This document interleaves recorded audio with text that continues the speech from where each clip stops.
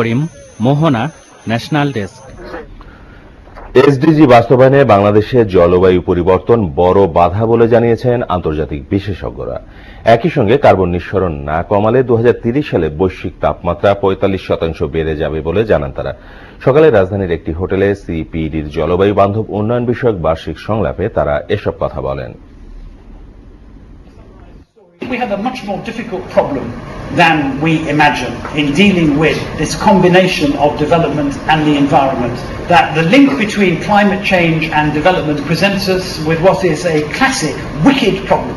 There is always a contextual framework, as Simon has no doubt appreciated dealing with successive governments in his own country and had exposure. Litre প্রতি ভোজ্য তেলের দাম 5 টাকা কমানোর ঘোষণার পরেও এখনো কার্যকর হয়নি। এ নিয়ে ক্রেতারা ক্ষোভ প্রকাশ করলেও বিক্রেতাদের দাবি